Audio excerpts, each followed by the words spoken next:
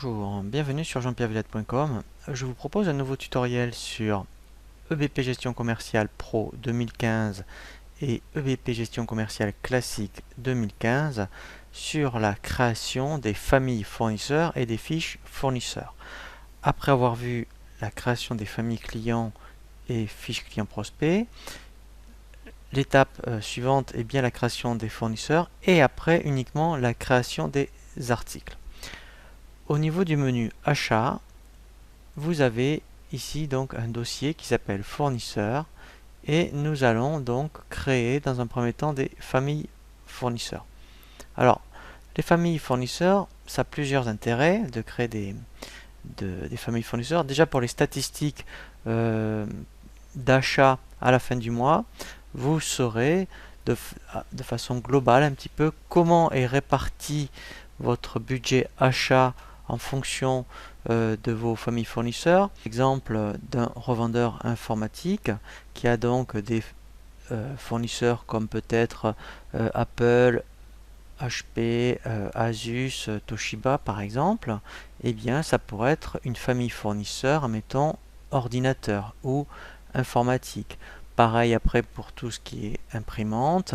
Voilà, donc en fait d'avoir pensé à des familles, c'est intéressant parce qu'après, il sera après effectivement au niveau de ces achats, le budget qu'il consacre, mettons, aux ordinateurs, tout ce qui est imprimante, etc., etc.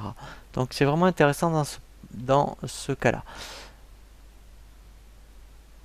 Ça a également un intérêt par rapport à effectivement à des tarifications. Si vous avez vraiment, admettons, par fournisseur, mettons des conditions particulières ou par famille de fournisseurs, eh bien au lieu d'appliquer ce système de tarification dans les fiches fournisseurs, vous l'appliquez au niveau des familles. Dès que vous rattacherez ensuite une famille à une fiche fournisseur, automatiquement toutes les informations que vous allez paramétrer dans général, tarif, option de facturation seront reprises dans les fiches fournisseurs.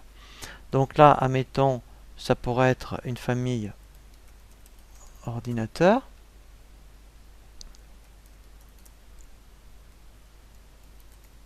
Voilà. Donc, alors après, effectivement, vous pourriez très bien créer aussi des familles fournisseurs CE, hors CE, par exemple. Ça peut être aussi une possibilité. Donc, vous voyez, on pourrait très bien dire, ben voilà, sur la famille ordinateur, mettons, j'ai, quel que soit, je dirais, les fournisseurs, j'ai 5% de remise, par exemple. Voilà. Donc, vous pourriez très bien dire, admettons, eh bien, par rapport à cette famille, admettons, je paye systématiquement chaque 30 jours. Donc, dès que vous rattacheriez la famille ordinateur à un fournisseur, vous auriez chèque à 30 jours. Vous avez après l'onglet tarifs, donc ça on y reviendra, c'est quand on veut vraiment à un instant T avoir une tarification particulière. Donc si, admettons, une famille fournisseur, voire une fiche fournisseur, eh bien vous informe que sur les ordinateurs, admettons pendant telle semaine, il y a 10% de remise, eh bien il suffirait ici dans la famille de créer la tarification et ça s'appliquerait pour la semaine en question pour tous les ordinateurs. Option de facturation, donc là, mettons, vous pouvez dire, ben voilà, moi, mes fournisseurs, systématiquement, mettons pour mes factures, mettons ou me demandent, mettons ou les commandes, mettons, voilà, eh bien, il me faut 2 exemplaires. Voilà. Donc ensuite, tous les fournisseurs qui auraient cette famille d'affectés auraient 2 exemplaires de commandes par défaut. Voilà, donc là, j'ai fini ma famille fournisseur. Une fois que ma famille ordinateur est créée, alors vous voyez, si on était dans le bâtiment, ça pourrait être, mettons, au niveau des familles, tout ce qui est peinture, maçonnerie, voilà. Voilà, donc là, c'est vraiment très très vaste, hein, mais c'est vraiment intéressant d'y penser. Et ensuite, après, effectivement, on va créer une fiche fournisseur. Donc là, enfin, j'en avais déjà créé un, voilà. Donc là, je fais ajouter. Voilà. Donc si je reprends tout ce qui est ordinateur, je peux créer, mettons, le fournisseur HP. Alors, je décoche personne physique. Dans la famille, je veux dire que ça faisait partie des ordinateurs. Donc là, il me propose d'aller affecter toutes les informations de la famille fournisseur dans la fiche fournisseur. Donc là, je vais mettre HP, voilà. Donc après, ben là, je peux mettre voilà, euh, les coordonnées. Voilà, donc je vais mettre le minimum. Voilà. Donc ici, voilà, donc là, vous avez un contact pour tout ce qui va concerner la facturation. Vous avez ensuite donc tout ce qui est adresse de livraison. Alors là, c'est vraiment très très complet.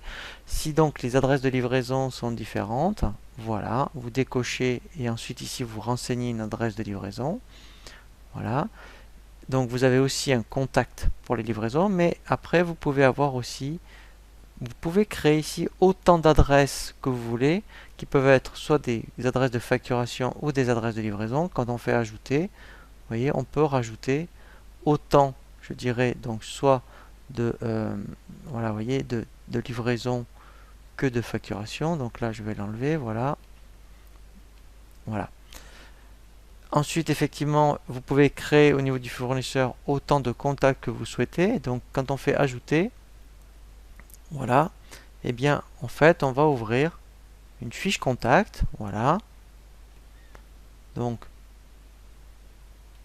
voilà, voilà. Donc là, je crée vite fait un contact. Au niveau du type, voilà, donc là, je vais l'affecter à un fournisseur. Donc là, ça sera bien mon fournisseur. Alors, pour l'instant, c'est normal, on ne le voit pas, puisque, en fait, effectivement, comme je suis en création de fournisseur, donc il faudrait valider la fiche fournisseur, et ensuite, après, effectivement, créer mon contact. Donc, c'est ce que je vais faire, d'ailleurs. Donc là, pour l'instant, je ne vais pas le créer. Voilà, donc là, on voit bien au moins la démarche. Voilà, je le ferai tout à l'heure. Tout ce qui est gestion, voilà, donc là, c'est les comptes comptables. Donc là, alors là, on l'avait vu au niveau des informations société. Donc nous on avait demandé qu'il accroche le 401 plus le nom du tiers.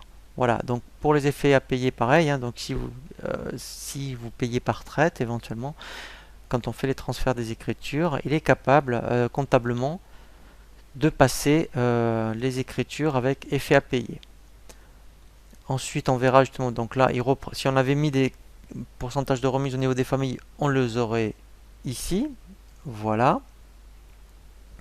Donc ensuite au niveau donc tarif. Voilà.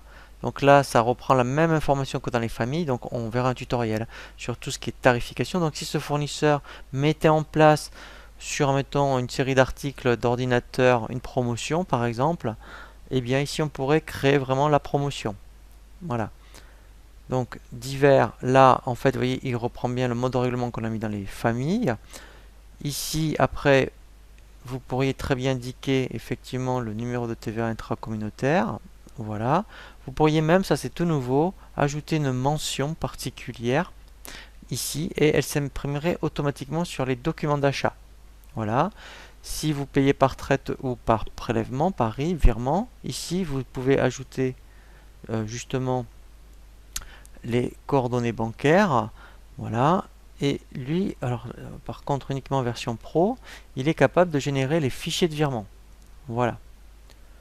Ici au niveau des articles, c'est très intéressant puisque ensuite quand on va passer des commandes fournisseurs, on verrait tous les commandes, bons de livraison et factures au niveau des articles en fait, voilà, qu'on aurait commandé.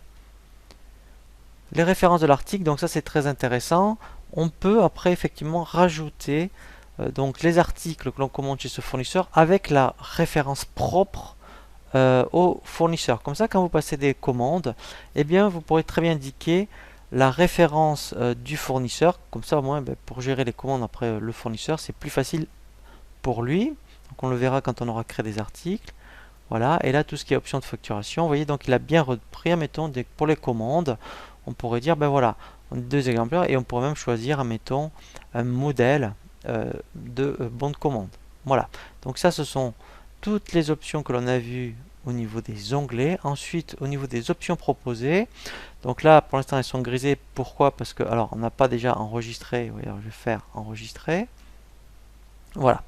Et quand on aura fait, ben, je dirais, des devis, des commandes, factures, voilà, on pourra consulter le compte. Donc on y reviendra quand on aura un petit, ben, justement un historique. Là, il va historiser toutes les pièces. Échéancier, ben justement, ça va permettre ben justement de savoir un petit peu directement à la fiche fournisseur. Et ben on peut éditer un tableau d'échéancier. Créer un document, ben ici on peut créer directement à partir de la fiche une demande de prix, un bon de commande, voilà. Ici on aura vraiment les statistiques ben justement donc d'achat. Simulation du tarif, et bien quand on crée justement une catégorie ici dans le tarif, ben pour voir ce que ça donne, on fait une simulation de tarif. Voilà. Ensuite, solvabilité, ben on peut aller directement sur société.com pour consulter un petit peu, je dirais, la situation du fournisseur. Ici, après, voilà, donc si vous devez avoir rendez-vous, et bien vous avez directement ce qu'on appelle donc à la fois les plans et tout ce qui est itinéraire. Alors géocodage, voilà, donc là c'est un peu particulier puisqu'après on peut faire aussi avec son ordinateur, son téléphone portable du géocodage et on peut aussi envoyer des SMS directement. Voilà, donc là on a vraiment bien fait le tour par rapport à la création des familles fournisseurs et des fiches fournisseurs. Nous allons voir maintenant la création des familles articles et des fiches articles. Je vous dis à très bientôt sur jeanpierrevillette.com pour un nouveau tuto